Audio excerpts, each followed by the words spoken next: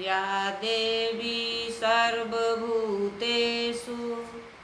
विद्यारूपेण संस्थिता नमस्तस्यै नमस्तस्यै नमस्तस्यै नमो नमः। नमस्कार, मैं काबरी कुमारी, सहायक प्राध्यापक साहित्य, जूथालाल संस्कृत महाविद्यालय मझौलिया, पश्चिम चंपारण। आज शास्त्री प्रतिष्ठा प्रथम खंड के छात्रों के लिए शेक्सपियर और कालिदास की तुलना के संबंध में बताने जा रही हूँ। कालिदास के अभिज्ञान शाकुंतल की तुलना प्रायः शेक्सपियर के सुखांत नाटक टेम्पेस्ट तूफान से की जाती है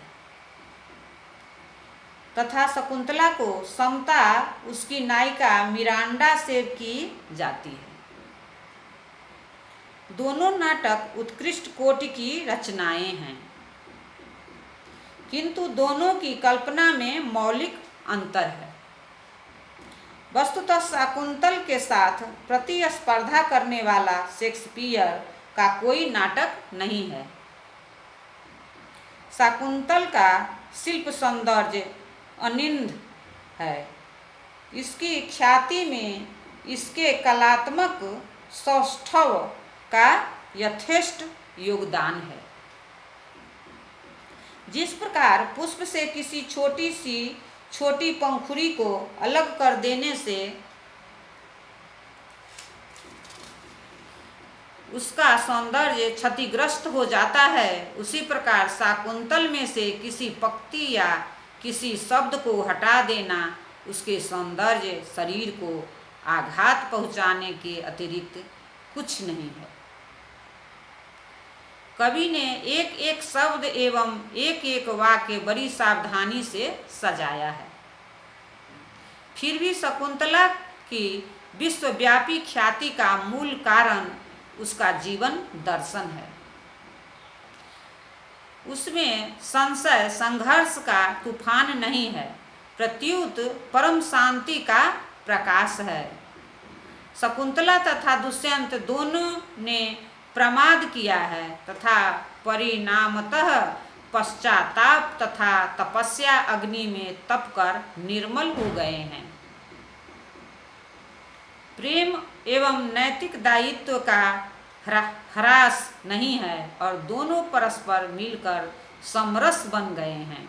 विषाद एवं निराशा के बाद दोनों जिस मंगलमय परिपक्व जीवन में प्रवेश कर गए हैं, वहाँ आध्यात्मिक शांति है, जो संस्कृत नाटकों की विशेषता है। वस्तुतः कालिदास की काव्यात्मका प्रतिभा जितनी पटभूमि को आच्छन्न करती है, उतनी शेक्सपियर की प्रतिमा की पहुंच से बाहर है। कालिदास ने महाकाव्य तथा नाटकों का प्रणयन किया है, जबकि शेक्सपियर की प्रतिभा केवल नाट्य कला के सजाने में ही सीमित है। कालिदास के काव्यों में भारतीय संस्कृति के चिंतन आदर्श अनुवद रूप में ध्वनित हुए हैं और वे सच्चे अर्थों ये भारतवर्ष के राष्ट्रीय कवि हैं। जहाँ तक नाटकीय उपलब्धियों का प्रश्न है, शेक्सपियर सफल हैं। जीवन की विपन्नता एवं विषदता को चित्रित करने में तथा इतिहास के अतीत को सजीवता के साथ नाटकीय अभिव्यक्ति देने में शेक्सपियर अद्वितीय हैं। किंतु अन्य दिशाओं में कालिदास शेक्सपियर से आगे बढ़ गए हैं। प्रकृति का चित्रण तथा मानव जीवन के सामरस्य का निदर्शन जैसा कालिदास की कृतियों में दृष्टिगोचर होता है, वैसा शेक्सपियर की रचनाओं में खोजने पर भी नहीं मिलेगा। इसी प्रकार जीवन के जो आध्यात्मिक तत्व कालिदास कृतियों में है, वह शेक्सपियर की कृतियों में नहीं है। कालिदास सच्चाई एवं सहानुभूति के दरवाजे से विश्व के हृदय में प्रवेश करते हैं। मानव मन की शाश्वत अभिलाषाओं का चित्रण सटीक तथा सर्वांगपूर्ण कालिदास की कृतियों में उद्वेलित है तथा सभी के हृदयों को आवर्जित करती रहती हैं। अब कालिदास की शैली पर चर्चा कर रहे हैं। कालिदास वैदर्भी रीति के कुशल कवि हैं। उनकी रचनाओं में व्यंजना शक्ति की चारुता, प्रसाद गुण की प्रचुरता पाठकों के हृदय को चमत्कृत कर देती है। जिस प्रकार स्वच्छ जल में परी हुई वस्तु स्पष्ट दिखाई पड़ती है, उसी प्रकार उनके ग्रंथों में अर्थ निर्मल एवं स्पष्ट प्रतीत होते हैं। इनकी कृतियों में प्रसाद गुण के साथ साथ सरसता के दर्शन होते हैं। यमक अलंकार के प्रति रघुवंश के 9वें सर्ग में उनकी रुचि दिखलाई पड़ती है और द्रुत विलंबित छंद का अंतिम चरण यमकमय किया गया है, पर वह भी सीमित स्थान में। उससे प्रसाद गुण की कोई क्षति नहीं पहुंचती। उत्प्रेक्षा, अर्थांतर न्यास आदि अलंकारों का प्रयोग भी उन्होंने बड़ी सफलता के साथ किया है, पर इन सबसे बढ़कर उनकी प्रसिद्धि उपमाओं के लिए है। अनुरूपता तथा कमनीयता उनमें कूट कूट कर भरी पड़ी है। कवि की सबसे सुंदर उपमा कुमार संभव के पंचम सर्ग के अंत में आई है। भगवान शंकर अपने निमित्त तप पर रही उमा को अपनी ही निंदा करके उसे क्रुद्ध कर देते हैं। उन्हें न पहचान कर जब वह अन्यत्र जाने लगती है, तब वे अपने वास्तविक स्वरूप में प्रकट होकर उसे चौंका देते हैं। वह स्तब्ध रह जाती है, शरीर कांपने लगता है, आगे बढ़ा हुआ पैर उधर में ही रह जाता है। उस समय वह उस नदी की तरह न तो आगे बढ़ पाती है और न ही रुक पाती है, जो अपने सम्मुख उपस्थित पर्वत की बाधा पाकर न बढ़ जाती है और न रुक पाती है।